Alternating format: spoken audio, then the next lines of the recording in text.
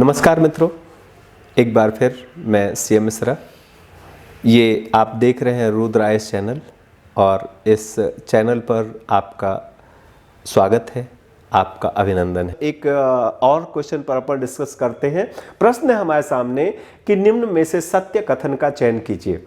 हालांकि इस तरह का जो क्वेश्चन है इस फॉर्मेट पर ज़्यादातर यूपीएससी में पूछा जाता है, लेकिन कई बार ऐसा होता है बच्चे इतने अवेयर नहीं होते हैं, कई अभ्यर्थी इतने अवेयर नहीं होते, उन्हें लगता है कि इस तरह तो यूपीएससी में पूछा जाता है, एमपीपीएससी में कहाँ पूछा जाएगा।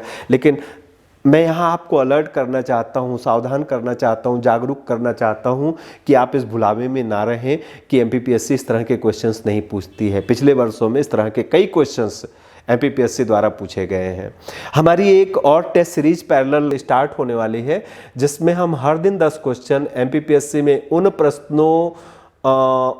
प्रश्नों का एक 10 क्विज बनाकर आपको अपने ऐप के माध्यम से प्रोवाइड कराएंगे,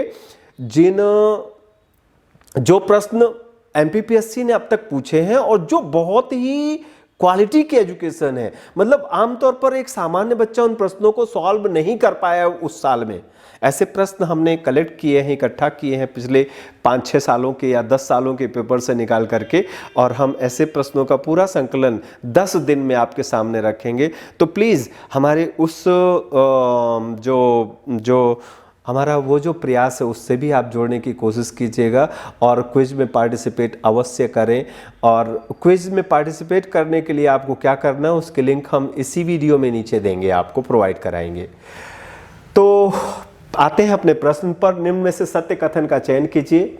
कथन 1 है, संविधान की 7वीं अनुसूची में संशोधन करने के लिए संविधान संशोधन विधेयक को आधे से अधिक राज्यों से भी पारित होना चाहिए। और कथन नंबर 2 है कि संसद में राज्यों के प्रतिनिधित्व में परिवर्तन दोनों सदनों के साधारण बहुमत से किया जा सकता है। फिर से एक बार पढ़ देता हूं और समझा के पढ़ देता हूं। आप जानते हैं संविधान, कॉन्स्टिट्यूशन ऑफ इंडिया, उसका एक 7वां शेड्यूल है, उसकी एक 7वीं अनुसूची है। मेरे ख्याल से आपको ये बात अवश्य पता होगी कि संविधान में कुल 12 अनुसूचियां हैं। उनमें 12 अनुसूचियों में से जो 7वीं अनुसूची है, 7वां शेड्यूल है, उसमें केंद्र और राज्य के बीच में विषयों का बंटवारा किया गया है।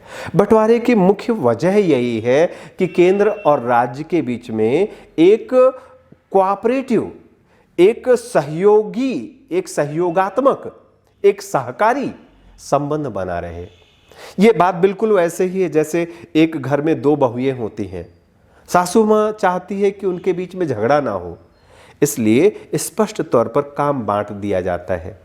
एक बहू को बोल दिया जाता है कि भैया आप जो है ये घर की साफ सफाई करेंगी, एक बहू को बोल दिया जाता है कि आप बर्तन साफ करेंगी, एक बहू को बोल दिया जाता है कि आप रोटी बनाएंगी, एक बहू को बोल दिया जाता है। ऐसी लिस्ट बना दी जाती है। काम का बंटवारा हो जाने से क्या होता है, कंफ्यूजन नहीं रहता है। तो हमारे केंद्र और राज्य 2 बड़े यूनिट्स है, इकाइयाँ हैं, यहाँ सरकारें हैं, यहाँ विधायिकाएं हैं, इनके बीच में कॉन्फ्लिक्ट ना हो, इसका एक इलाज, एक बेहतरीन इलाज हमारे संविधान निर्माताओं ने निकाला कि संविधान में ही एक ऐसी सूची बना दी और उस सूची में 3 अलग अलग सूचियां, मतलब उस अनुसूची में 3 अलग अलग सूचियां बना दी। एक सूची बना दी संघ सूची, एक सूची बना दी राज्य सूची और एक सूची बना दी समवर्ती सूची, union list, state list and concurrent list. अब इसके बाद क्या हुआ, कुछ विषय यूनियन लिस्ट में रख दिया गया, कुछ विषय स्टेट लिस्ट में रख दिया गया और कुछ विषय जो है वो कॉन्करेंट लिस्ट में रख दिया गया।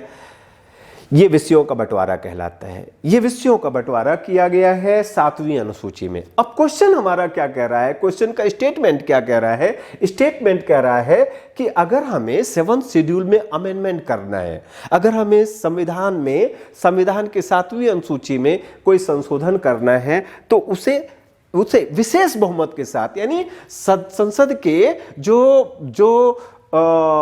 जो संसद में स्पेशल मेजॉरिटी होती है, जो विशेष बहुमत होता है, विशेष बहुमत के साथ साथ उसे आधे से अधिक राज्यों से भी पारित होना चाहिए।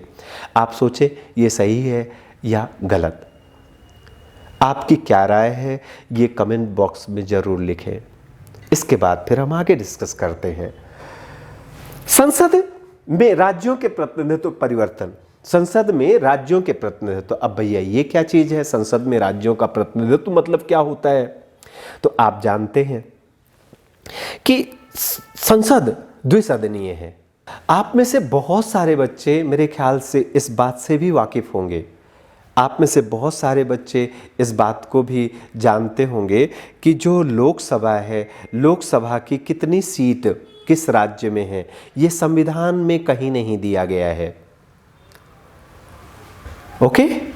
लेकिन राज्यसभा, राज्यसभा की कितनी सीट किस राज्य में है, यह संविधान की 4थी अनुसूची में दिया गया है। ओके? जैसे हमारा मध्य प्रदेश है, तो हमारे मध्य प्रदेश से राज्यसभा की 11 सीटें हैं, यानी राज्यसभा में 11 सदस्य मध्य प्रदेश से चुने जाएंगे। लेकिन आप जानते हैं कि मध्य प्रदेश से ही लोकसभा में 29 सीटें हैं, लेकिन ये कॉन्स्टिट्यूशन में नहीं लिखा गया है, संविधान में नहीं लिखा गया है। तो लोकसभा वाला छोड़ दीजिए और हम बात करते हैं राज्यसभा की, क्योंकि जो संविधान में लिखा ही नहीं गया उसमें संशोधन कैसे कर सकते हैं हम। तो हम यहां ये जो सेकंड स्टेटमेंट है, सेकंड स्टेटमेंट ये है कि संसद में, संसद में का मतलब हम यहां लिख देते हैं राज्यसभा में।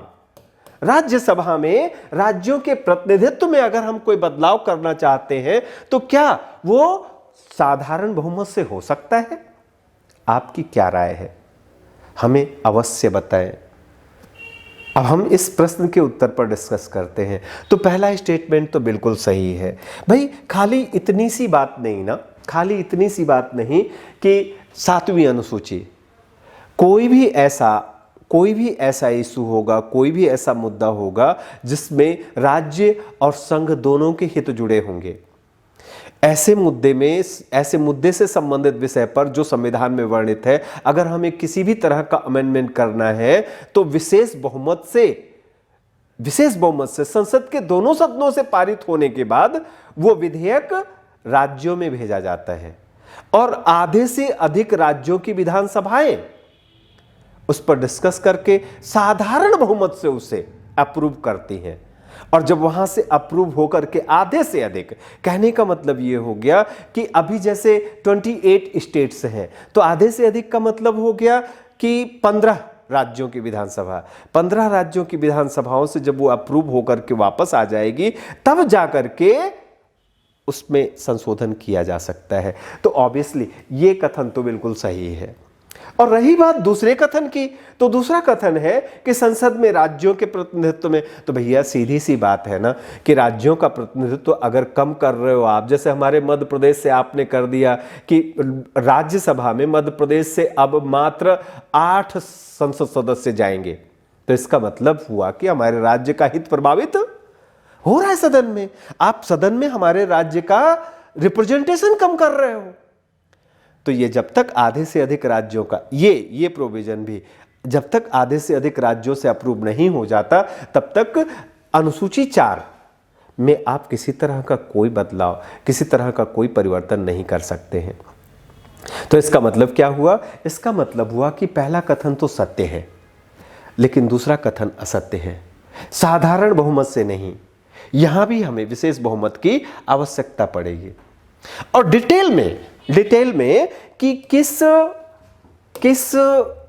तरह के संविधान संशोधन में हमें कैसे बहुमत की जरूरत पड़ती है, इस पर अगर आप जानना चाहते हैं तो ये स्लाइड है, मैं इस स्लाइड की लिंक आपको शेयर कर दूंगा। इसमें लिखा हुआ है कि साधारण बहुमत द्वारा क्या क्या किया जा सकता है। जैसे नए राज्यों का निर्माण करना है तो साधारण मतलब जो जनरल सिंपल मेजॉरिटी होती है। सिंपल मेजॉरिटी मतलब हो गया कि प्रेजेंट एंड वोटिंग मेंबर्स का, सदन में किसी भी दिन प्रेजेंट एंड वोटिंग मेंबर्स का मोर देन हाफ, ये काम हो सकता है। दूसरा काम क्या हो सकता है? किसी राज्य की सीमा में कोई परिवर्तन करना है, साधारण बहुमत से हो जाएगा। किसी राज्य का क्षेत्र बदलना है, उसका नाम बदलना है, मान लीजिए मध्य प्रदेश का नाम बदल करके हृदय प्रदेश करना है, तो हमें साधारण बहुमत से संसद में ये काम किया जा सकता है। यानी इसका ताल्लुक हो गया अनुच्छेद 3, अनुच्छेद 4 और अनुच्छेद 169 क्या है आप जानते हैं। जैसे हमारा मध्य प्रदेश का एग्जाम्पल लेके मैं आपको समझाता हूं कि मध्य प्रदेश में एक सदन है, एक सदन मतलब सिर्फ विधानसभा है। अच्छा, जब कभी आप भोपाल के हैं तो ठीक है, भोपाल के बाहर के हैं तो आप जब भी भोपाल आना हो आपका तो आप विधानसभा देखने अवश्य जाइए। विधानसभा में जब आप एंटर करोगे ना तो वहाँ आपको बताया जाएगा, जो गाइड मिलेगा, गाइड बताएगा इधर इधर विधानसभा है और इधर विधान परिषद है। विधानसभा बिल्डिंग के अंदर ही विधान परिषद और विधानसभा दोनों, एक बड़ा सा हॉल मिलेगा, हॉल के एक तरफ विधानसभा है और दूसरी तरफ विधान परिषद है। यानी विधान परिषद को लेजिस्लेटिव काउंसिल बोलते हैं और विधानसभा को लेजिस्लेटिव असेंबली बोलते हैं। तो हमारे मध्य प्रदेश में बिल्डिंग दोनों की है, काउंसिल भी है और असेंबली भी है। लेकिन मित्रों, असेंबली काम कर रही है, काउंसिल का गठन नहीं किया गया है। तो इस तरह कहते हैं हमारा मध्य प्रदेश यूनिकैमरल स्टेट है। यही पड़ोस में जैसे महाराष्ट्र है मध्य प्रदेश का पड़ोसी राज्य, या इसका पड़ोसी दूसरा राज्य उत्तर प्रदेश है, यहाँ विधानसभा भी है और विधान परिषद भी है, बाइकैमरल जो लेजिस्लेचर है इन स्टेट्स का।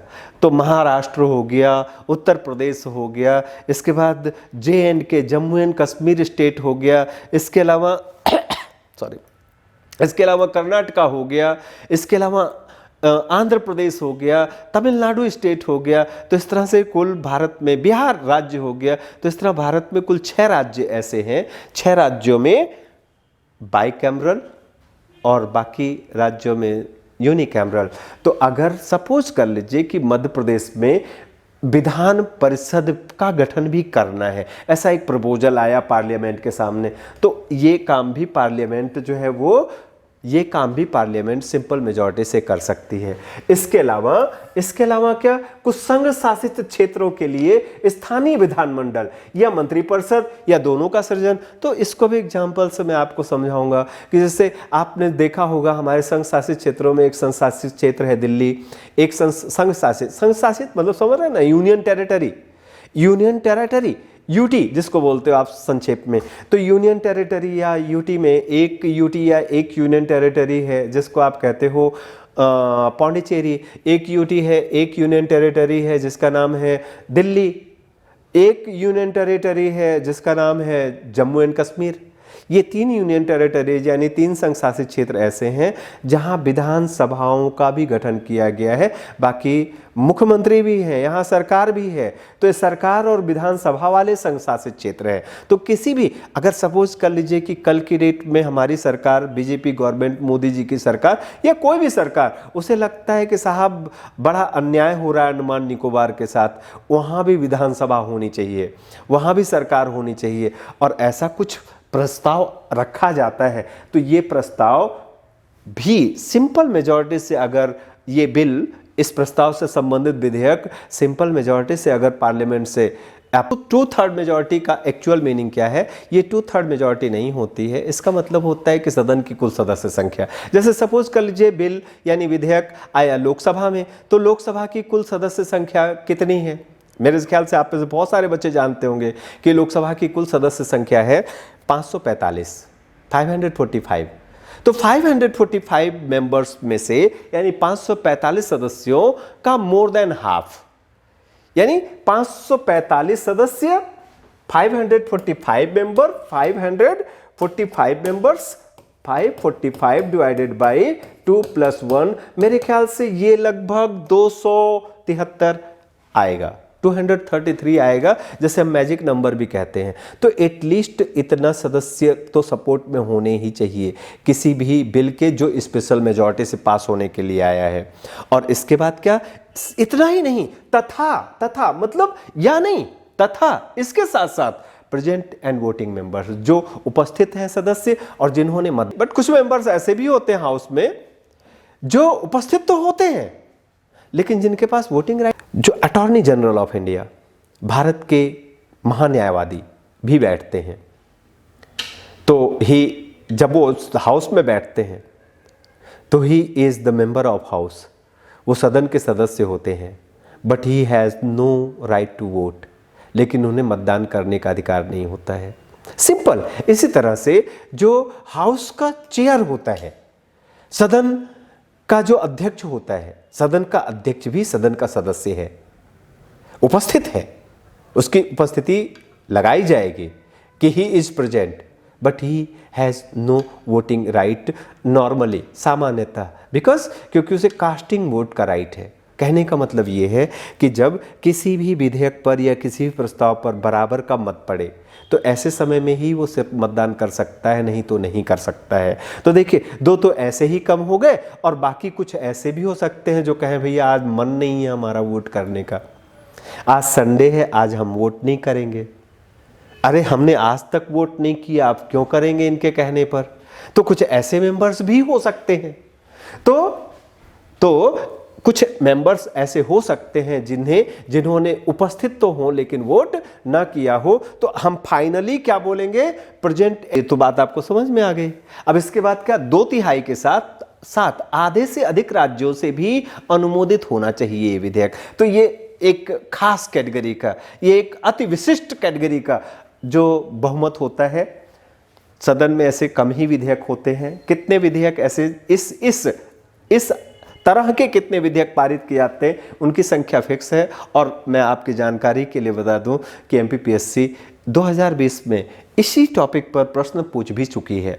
तो मैं इसको अगर सारे हैं इनको आपको याद करना पड़ेगा कि कौन कौन से ऐसे विषय हैं जिनमें संशोधन करने के लिए 2/3 मेजॉरिटी और इसके साथ साथ आधे से अधिक राज्यों का, विधानमंडलों का भी अप्रूवल चाहिए। तो ये लिमिटेड सब्जेक्ट्स हैं। एक विषय है, पहला विषय है राष्ट्रपति का निर्वाचन। राष्ट्रपति का निर्वाचन क्या है, मेरे ख्याल से आप सभी जानते होंगे। और अगर इस पर किसी को कोई डाउट है तो इस पर हमारा वीडियो कुछ दिन में आपको मिल जाएगा, आप उसको अवश्य देखें। बहुत सही तरीके से, बहुत अच्छे तरीके से मैं आपको राष्ट्रपति के निर्वाचन के विषय में, हम या हमारी टीम के जो हमारे दूसरे फैकल्टी मेंबर्स हैं वो अच्छी तरह से समझाएंगे। आपको बस ऐसा लगता होगा कि राष्ट्रपति का चुनाव हो जाता है, चुन लिया जाता है, इतना आसान नहीं है। हमारे वीडियो में हम बताएंगे कि हमारे राष्ट्रपति के चुनाव में और चीनी राष्ट्रपति के चुनाव में क्या डिफरेंस है। हमारे वीडियो में हम बताएंगे आपको कि एकल संक्रमणीय मत पद्धति क्या होती है। मुझे ऐसा लगता है, चूँकि मैं 20 वर्षों का मेरे पास अनुभव है, मैं 100 बच्चों की 200 बच्चों की क्लास लेता हूँ पर डे, और मुझे ऐसा लगता है कि बहुत सारे बच्चे हैं, जब मैं क्लास में पूछता हूँ तो अवाक रह जाता हूँ, हैरान रह जाता हूँ कि उन्हें नहीं पता है कि सिंगल ट्रांसफरेबल मेथड क्या है, या उन्हें नहीं पता है कि सिस्टम ऑफ प्रोपोर्शनल रिप्रेजेंटेशन क्या है, आनुपातिक प्रतिनिधित्व प्रणाली किसको कहते हैं। और चलो कुछ को तो पता भी है, लेकिन ये नहीं पता है कि ये सिस्टम कहाँ लगता है, ये सिस्टम कब अप्लाई किया जाता है, कब इसकी ज़रूरत होती है। और चलिए ये भी नहीं पता है कि इसके अगेंस्ट में दूसरा सिस्टम क्या है। लेकिन अगर आपको भी इन बातों में कम जानकारी हो या कॉन्सेप्ट क्लियर नहीं हो तो प्लीज़ हमारा नेक्स्ट वीडियो आप अवश्य देखें, जिसमें हम इस विषय पर डिटेल में चर्चा करेंगे। हो सकता है 1 दिन 2 दिन बाद वो आपको वीडियो आए। हमारे चैनल से आप जुड़े रहिए और सब्सक्राइब करिए, हमारे चैनल को सब्सक्राइब करिए। तो इसका फ़ायदा बस इतना सा होगा कि हम जो भी वीडियो बना के अपलोड करेंगे आपके नोटिफिकेशन में उसकी घंटी बज जाएगी, जो आपको बताएगी कि आपका इंतज़ार हुआ ख़त्म और हम आ चुके हैं आपके घर में, आपको बेहतरीन तरीके से अपने कॉन्सेप्ट को समझाने के लिए। तो पहला उन टॉपिक्स पर बात कर लेते हैं कि किन किन विषयों में स्पेशल मेजॉरिटी के साथ more than half of state के लेजिस्लेटिव असेंबलीज के अप्रूवल की भी आवश्यकता पड़ती है। पहला है आर्टिकल 54, राष्ट्रपति का निर्वाचन यानी election of president of India. दूसरा है राष्ट्रपति के निर्वाचन की विधि कि कैसे, what is the procedure of election of president, article 55। इसके अलावा है 73, आर्टिकल 73, संघ की कार्यपालिका शक्ति, संघ की कार्यपालिका शक्ति का विस्तार। मतलब समझ गए भाई कितनी बड़ी बात है कि संघ की कार्यपालिका शक्ति जो है वो है। अब इसके बाद एक बिल आया, उस बिल से गवर्नमेंट क्या चाहती है, हमारे जैसे मोदी जी की गवर्नमेंट कर भी सकती है ऐसा ना, क्या चाहती है ये गवर्नमेंट कि भाई हम राज्यों की भी शक्तियों को कुछ हड़प ले। तो ऐसा क्या हमारी जो फेडरल सिस्टम है इसके लिए उचित होगा?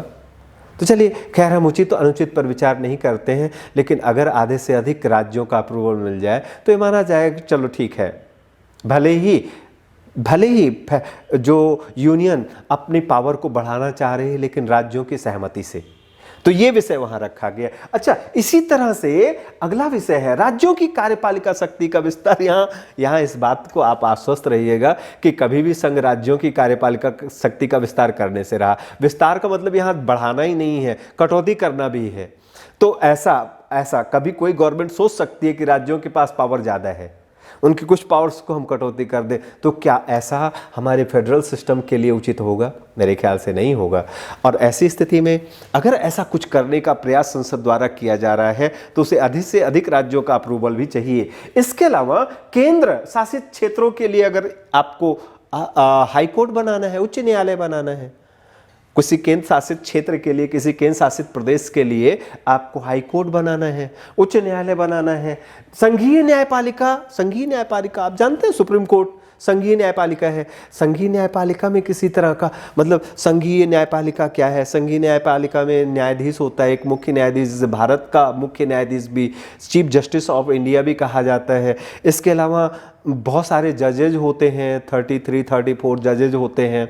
तो ये जो जजेज हैं इनकी नियुक्ति से संबंधित कुछ प्रोविज़न कॉन्स्टिट्यूशन में दिया गया है, इनकी जो टेन्योर है उनसे संबंधित कुछ प्रोविज़न दिया गया है। जो सेंट्रल जो हमारा जो सुप्रीम कोर्ट है, सुप्रीम कोर्ट की पावर्स यानी जिसको हम ज्यूरिडिक्शन कहते हैं, ज्यूरिडिक्शन से रिलेटेड तमाम प्रोविजंस कॉन्स्टिट्यूशन में दिए गए हैं। अगर उनमें कोई अमेंडमेंट करना है तो फिर भैया बातें बहुत महत्वपूर्ण हो जाती है। सरकार तो हमेशा चाहती है ना कि सुप्रीम कोर्ट ही एक ऐसा है जो उसके काले कारनामों पर कंट्रोल कर सकती है।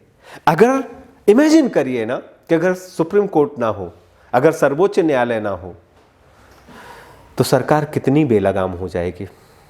हमें हमेशा बस इस बात की निश्चिंता बनी रहती है कि चलो सरकार कैसी भी हो ना, कितना भी गलत करे, हमें अंतिम न्याय सर्वोच्च न्यायालय से मिलेगा। लेकिन आप इमेजिन करो एक बात कि सर्वोच्च न्यायालय की शक्तियों को ही सुप्रीम कोर्ट कम कर दे तो क्या होगा? सर्वोच्च न्यायालय की शक्तियों को ही, सुप्रीम कोर्ट की शक्तियों को ही अगर संसद कम कर दे तो क्या होगा? तो भैया यहां हमारा संविधान कह रहा है क्या, आसान नहीं है ऐसा करना, क्योंकि ऐसा करने के लिए उस प्रोविजन में जहां चेंज करना चाहती है पार्लियामेंट, उस प्रोविजन में संसद के साथ साथ संसद से स्पेशल मेजॉरिटी से अप्रूवल बिल पास होने के साथ साथ उसे आधे से अधिक राज्यों से भी अप्रूवल लेना पड़ेगा।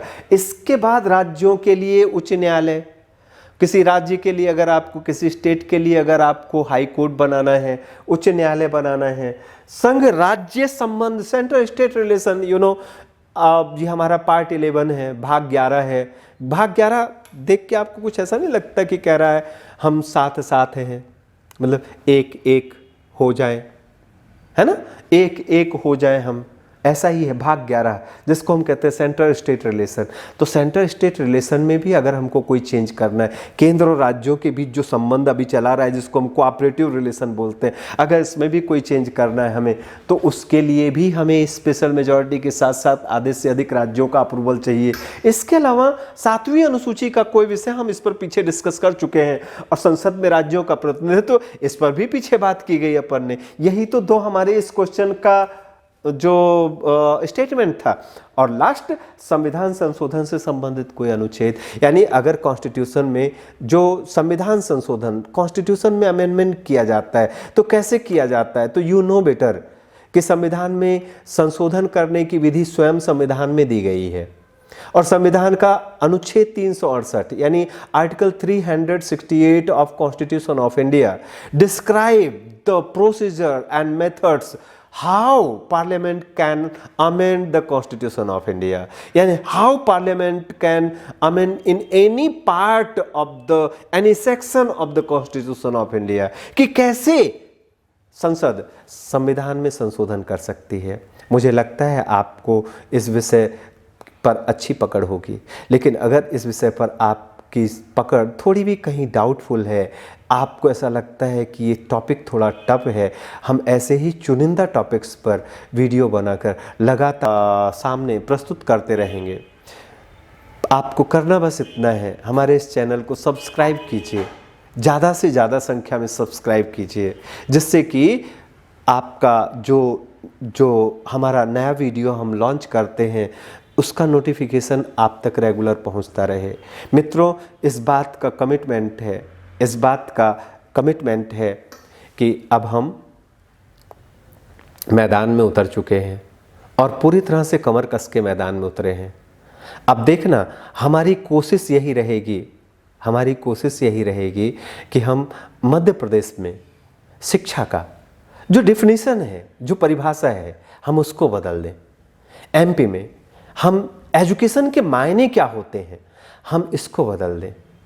और हमारे इस नेक प्रयास में, हमारे इस पवित्र प्रयास में हमें आपके सहयोग, भरोसे और प्यार की निरंतर आवश्यकता होगी।